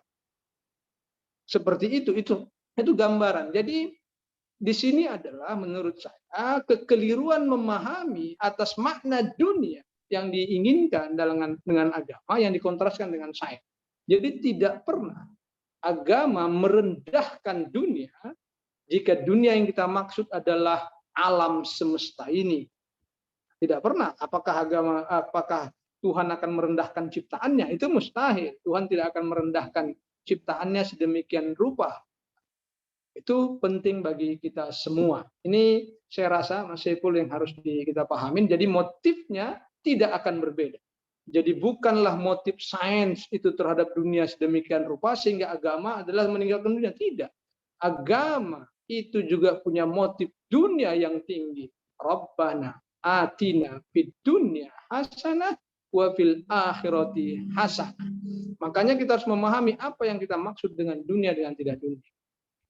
Misalnya dunia, misalnya menyebutkan begini. Kadangkala perkara yang kita anggap agama adalah menjadi dunia. Ya, saya tidak salah Allamah Majlisi. Itu pernah ketika membahas tentang akhirat, dunia dan akhirat, dia mengatakan atau dunia dengan agama gitu. Dia katakan ada kadangkala perkara-perkara yang kita anggap secara lahiriah itu dunia, padahal dia adalah persoalan agama. Atau sebaliknya, ada hal-hal yang secara lahiriah kita lihat adalah agama, padahal itu adalah dunia. Kenapa itu bisa terjadi? Katanya, dikarenakan motif bagi pelakunya. Kalau kita sholat pasti kita anggap sebagai perkara agama. Wah, sholat rajin. Tapi sholat yang ditujukan misalnya hanya supaya rezekinya lancar, supaya dia nanti malam tahajud karena besok mau ujian, nanti malam misalnya tahajud kemudian besok puasa Senin Kamis supaya ketika mengusulkan naik jabatan dia mendapatkan jabatan. Itu begitu, maka nilai yang secara lahiriah agama itu adalah wujud dunia yang sebenarnya. Tapi sebaliknya, misalnya ketika kita bekerja mencari uang dengan giat dan seterusnya, tetapi itu dalam rangka karena kita ingin menghidupi keluarga kita atas perintah Tuhan, menafkahi dan kewajiban kita, maka itu adalah perkara akhirat, itu perkara agama. Ketika seorang sufi misalnya mengkritik salah seorang cucu Nabi dengan mengatakan ketika itu bekerja di ladang dengan keringat-keringat yang luar biasa, sufi itu berkata kepada beliau, ya Rasulullah, wahai putra Rasulullah, tidak layak bagi seorang putra Rasulullah sepertimu disibukkan dengan urusan dunia. Nah, dia bayangin, ketika dia bekerja di kebunnya, mencangkulnya, mengurusin kurmanya, dia katakan tidak layak seorang putra Rasulullah itu disibukkan dengan urusan dunia, kata sufi ini. Mestinya Anda di rumah baca Quran misalnya dan seterusnya, zikir-zikir atau masuk dalam kelambu misalnya, seperti itu. Tapi apa jawaban putra Rasulullah? Jawaban cucu Rasulullah katakan apa? Seandainya aku mati dicabut Tuhan dalam keadaan seperti ini, maka kematianku karena ketaatanku kepada Allah Subhanahu wa taala, kematianku akan bernilai syahid pada saat ini. Kenapa? Karena aku menguras keringat, mencangkul tanah ini, memupuk dan seterusnya untuk menghasilkan penghasilan, itu semua adalah perintah Tuhan kepadaku. Itu gambaran bagi kita semua. Jadi sekali lagi kekeliruan di sini adalah memaknai dunia itu sendiri. Kecintaan, tadi dia sholat, tapi untuk jabatannya itu berarti kecintaannya kepada dunia lebih tinggi daripada kepada persoalan ilahi. Makanya saya katakan dulu saya mengatakan saya lebih berprinsip akhiratisasi daripada sekulerisasi. Jadi semua dimensi ini kita angkat kepada ranah akhirat, sekalipun secara lahir bentuknya dunia. Ketika kita melihat HP ini, ketika kita tahu, kita memoto sesuatu, apakah foto kita itu untuk perkara duniawi atau untuk perkara akhirat kita? Ada nilai yang sedang kita bangun di sana. Itu saya rasa yang lebih penting untuk kita perhatikan. Jadi sekali lagi, agama tidak mengesampingkan persoalan dunia, malah teks-teks agama mengkaji dan memberikan kepada kita nilai dunia dalam makna alam semesta yang diciptakan Allah Subhanahu wa taala sedemikian rupa ini menjadi objek kajian agama, kajian sains, kajian falsafat. Ketiga-tiganya membincangkan tentang dunia tersebut. Itu saya rasa untuk Mas Saiful. Jadi sehingga tidak ada dikotomi seperti itu. Kemudian Mas Kus tadi soal saya tadi agak banyak terputus, jadi tidak terlalu menangkap, tapi saya tangkap sedikit. Saya rasa tadi bicara tentang filosof, tentang Yunani, kemudian bagaimana pengaruh agama dan seterusnya. bicara tentang Kristen dan seterusnya, saya rasa ya para filosof Yunani klasik pra Nabi Isa, misalnya pra kelahiran Isa itu sebelum Masehi, kita berkata begitu, kita melihat seperti Socrates dan seterusnya yang tadi disebutlah, Thales sama Simander dan seterusnya, mereka adalah orang-orang yang di zamannya telah melahirkan karya-karya, pemikiran-pemikiran yang sampai sekarang paling tidak masih dipelajari dan tidak semuanya salah. Malah sebahagian kalangan menganggap kalau tidak para filosof ini nabi, paling tidak mereka adalah murid-muridnya para nabi. Ingat, agama juga sebelum Nabi Isa telah ada, boleh jadi mereka belajar agama-agama atau belajar dari para nabi atau orang-orang yang belajar dari para nabi. Karena kalau kita melihat tulisan dan kita baca apa yang ditulis misalnya oleh Plato, Aristo dan seterusnya, bisa saja saat ini mengalami beberapa perubahan dan sebagainya, tetapi paling tidak karya-karya yang mereka buat itu memiliki nilai yang sangat tinggi secara ilmiah, nilai yang sangat tinggi secara filosofis, yang tidak mungkin di zaman 2000 tahun lalu kalau tidak dibimbing oleh nalar yang logika yang sangat tinggi, yang tentu itu dimiliki oleh orang-orang khawas, orang-orang khusus, itu sangat sulit untuk memperolehnya. Kita saja hari ini, kita ini membaca karyanya Aristo saja sudah bingung gitu. Jangankan menciptakan karya seperti itu. Ya kan, ilmuwan kita juga kadang masih bisa bingung. Kadang sekelas profesor pun masih bisa kelabakan, apalagi kita-kita yang jauh, yang belajar di kaki lima ini kan, di jalanan ini. Itu misalnya. Jadi kemudian kalau ada agama yang kemudian campur tangan terjadi, kalau di barat terjadi sekularisasi sedemikian rupa, saya rasa banyak hal yang harus dikaji di persoalan itu. Agama-agama atau gereja semakin ditinggalkan dalam proses sekularisasi, saya rasa ada kejadian sejarah yang terjadi ketika agama sedemikian turut campurnya, dan itulah yang dikhawatirkan oleh sebagian kalangan, dikarenakan ketika agama menempati posisi sedemikian rupa, dia melakukan intervensi besar-besaran terhadap sains. Jadi proses sekularisasi atau sekularisme di barat saya rasa juga dikarenakan persoalan seperti itu. Dalam Islam pernah terjadi peristiwa Mehnah juga, penghakiman terhadap keyakinan-keyakinan yang tidak sejalan dengan, sekali lagi, politik, dengan jalur kekuasaan.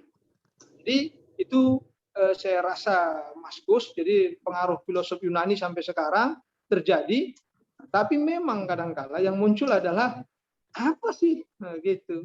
Seolah-olah kita tidak melihat manfaat filosof atau kajian filsafat Yunani, atau dalam kritik yang kritik lembut lah kita katakan begitu. Konon katanya Thomas Alva Edison, penemu paling banyak di dunia, ratusan temuan itu, dia ketika membaca buku Aristoteles tidak bisa memahami satu kalimat pun apa yang ditulis Aristoteles. Tetapi dia menemukan banyak hal yang sampai sekarang bermanfaat bagi manusia. Sebaliknya, katanya Aristoteles yang tidak dipahami tulisannya itu tidak membuat temuan satupun di muka bumi yang bermanfaat bagi manusia. Jadi ada ya kritik lembut seperti itu misalnya. Tentu saja hal itu juga bisa kita kaji, bisa kita bantah dan sebagainya. Apakah benar seperti itu, atau justru sebenarnya sains yang mereka buat telah diletakkan pondasi-pondasi utuhnya oleh para filosof itu. Karena bagaimanapun setiap kita selalu bertopang di atas pundak orang lain untuk menghasilkan karya-karya yang gemilang. Itu saya rasa ada pengaruh sejarah saja kalau terjadi. Max Weber misalnya belakangan menulis soal kapitalisme dan etika Protestan, sebagaimana kita ketahui, dia menunjukkan bagaimana pengaruh dan ketersingkiran lagi juga etika Protestan ketika masuk ke dalam persoalan kapitalisme. Jadi dalam sederhana, etika Protestan di awalnya itu sangat dipentingkan untuk menciptakan entrepreneurship, untuk menciptakan kaum orang yang punya semangat dalam mencari atau meningkatkan ekonomi dan seterusnya. Itu etika Protestan sangat penting. Tapi ketika semua itu telah terjadi, telah dimiliki, dan mereka telah berhasil menciptakan tatanan yang nyaman bagi diri mereka dalam kapitalisme tersebut, etika Protestan dipinggirkan, tidak lagi dirasa bermanfaat oleh mereka. Misalnya begitu. Jadi itu ada sebuah jenjang hal yang terjadi. Apakah Islam akan mengalami hal seperti itu juga? Misalnya, apakah tidak? Sejarah akan menjawab. Kalau Islam tidak dibangun, tapi kalau saya yakin kalau Islam, dalam konteks ini Islamnya mungkin, kita keyakinan teologis mungkin tidak akan lenyap, tetapi perkembangannya juga tentu akan semakin sulit. Artinya jika agama, apapun saja itu, mau Islam atau tidak, jika agama tidak perhatian terhadap logika yang baik, memahami dengan baik perkembangan sains dengan logika yang memadai, maka dia hanya sekedar agama yang dikeramatkan. Agama yang dikeramatkan tentu akan berakhir dalam keranjang sampah sejarah. Itu yang bisa kita komentari sedikit tentang dari Mas Kus dalam persoalan ini. Kemudian Mas Deden tadi soal supisme, sains begitu. Abdus Salam dengan dua rekannya itu kan melakukan penelitian dan mendapatkan hadiah Nobel, tapi ketika kita ketahui ketiga-tiganya memiliki motif yang berbeda. Abdus Salam sebagai sebuah pengabdian, sebagai sebuah pembuktian atas keagamaannya, tapi yang lain hanya sebatas kepada pengetahuannya, sedangkan yang satunya lagi dia mengatakan bahwa saya lebih memilih untuk menggunakannya dan bisa menghasilkan bagi kehidupan kita semua. Jadi tentu mereka punya motif tentang hal itu.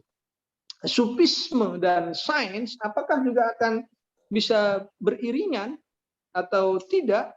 Saya rasa juga tidak ada persoalan jika sekali lagi berpijak pada logika yang memadai. Supisme yang tidak logika, supisme yang tidak logis, mungkin juga akan menjadi supisme yang dikeramatkan. Ya kan, orang-orangnya juga hanya menjadi sekedar orang yang dikeramatkan, yang mungkin kalau ketika ditanya atau dipersoalkan akan mendatangkan kemarahan bagi para pengikutnya, bukan jawaban atas kritik terhadapnya. Itu akan menjadi sesuatu yang dikeramatkan. Kalau dulu para pengkaji menyebut sebagai mutasawwifun atau orang-orang yang kesupi-supian atau apa ya, supisme lah, supi bohongan seperti itu. Jadi sufisme juga ditopang di atas logika yang memadai, logika yang bagus. Sehingga kalau dalam kondisi itu bagi saya sufisme dan sains tidak ada persoalan dalam konteks ini ke depannya. Jadi bisa keduanya saling menghargai, atau bahkan mungkin saja untuk sains memberikan bukti-bukti atas sufisme ke depannya. Saya masih ingat Ibnu Arabi misalnya dalam karya-karyanya ketika dia berbicara tentang wahdatul wujud, tentang mistisisme yang dialaminya, itu sampai kepada Imam Ghazali sebelumnya dan seterusnya sampai kepada Ibnu Arabi, semua mereka mengatakan bahwa apa yang dialami mereka dalam kondisi sufisme itu atau dalam kondisi mistisis itu atau esoteris tadi itu tidak bisa dibuktikan, kata dia, kecuali juga melalui riadah batiniyah, melalui tazkiyatun nafsi dan seterusnya. Jadi ini hanya bisa diketahui dan dipahami dengan seperti itu. Tidak punya logikanya, kira-kira begitu. Atau selalu kadang kalau kita selalu bilang, oh ini nggak masuk logika ini, begitu kira-kira selalu dikatakan. Persoalan agama kadang-kala dikatakan, oh ini nggak urusan logika, ini urusan keyakinan. Sufisme juga kadang muncul seperti itu. Ketika kita katakan ini melampaui akal, seolah-olah kalbu itu lebih tinggi dari akal dan seterusnya. Dalam artian lebih tinggi itu yakni dia mengesampingkan akal. Itu yang saya maksudkan. Tapi sufisme yang benar tidak seperti itu. Sufisme yang benar justru akan menjadikan akal fondasi. Karena untuk mencapai tingkat sufisme itu harus ditopang oleh akal, dan setelah mencapainya juga nanti akan dibuktikan kembali oleh akal. Ketika Ibnu Arabi mengatakan dia tidak bisa membuktikan, tapi mungkin saja nanti orang-orang di belakang akan mampu melakukannya. Dan alhamdulillah sebagaimana kita ketahui, orang-orang pasca Ibnu Arabi memberikan pembuktian secara rasional filosofis yang tidak bisa dibuktikan oleh para filosof sebelumnya, tentang hal tersebut, bahwa apa yang dialami oleh kalangan sufi dan apa yang diserap pencerahan sufistik dan ilmu-ilmu sufis para kaum sufi itu bisa dibuktikan melalui nalar filosofis yang sebelumnya tidak bisa dibuktikan. Atau sebagaimana Ibnu Sina juga dulu pernah mengatakan, sulit untuk mengakui agama yang mengatakan bahwa kebangkitan di akhirat itu tidak dengan jasmani, tapi hanya ruhani murni saja.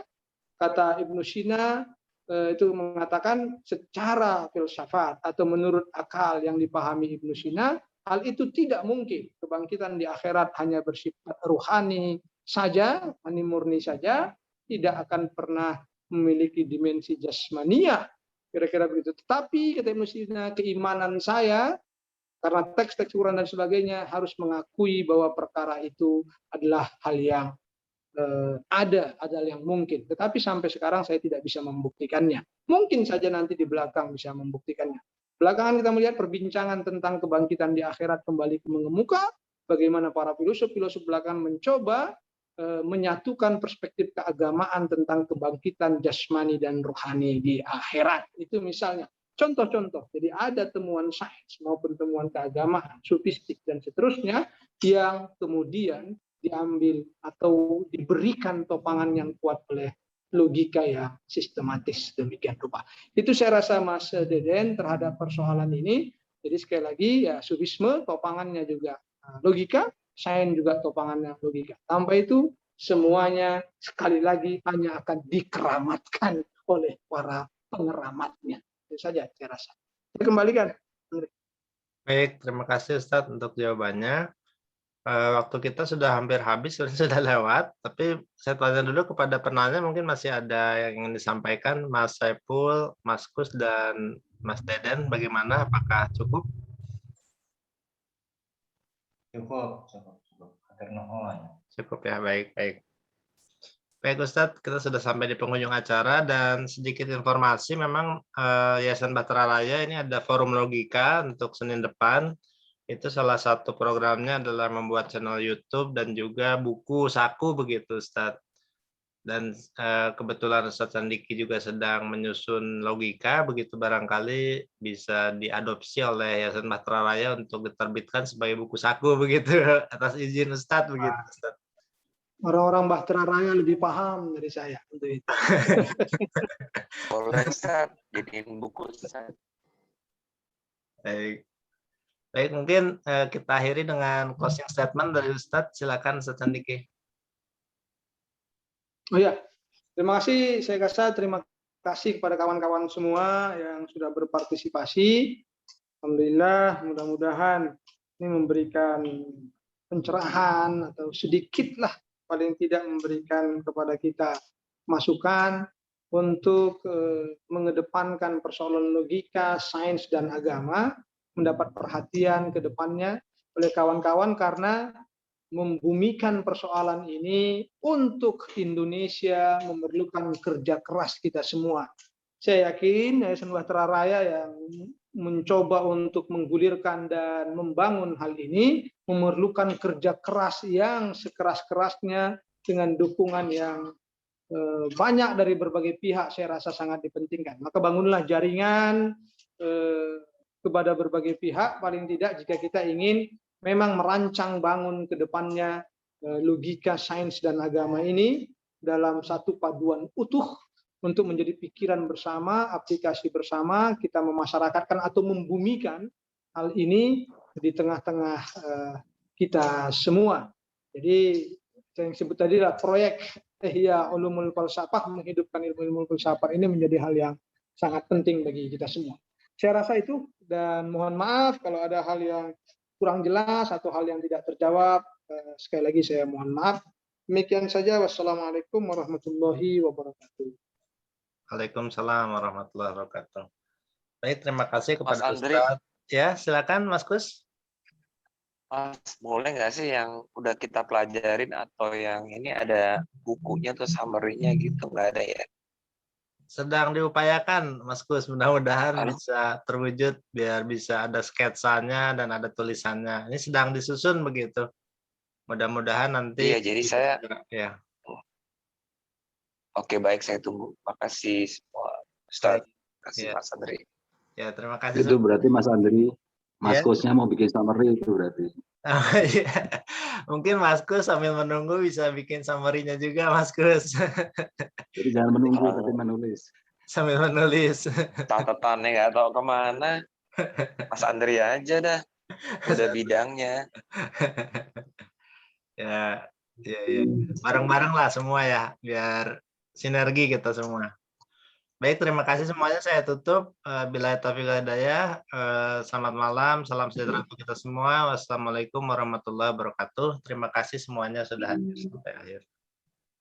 Terima kasih semuanya. Assalamualaikum Waalaikumsalam warahmatullahi warahmatullahi wabarakatuh.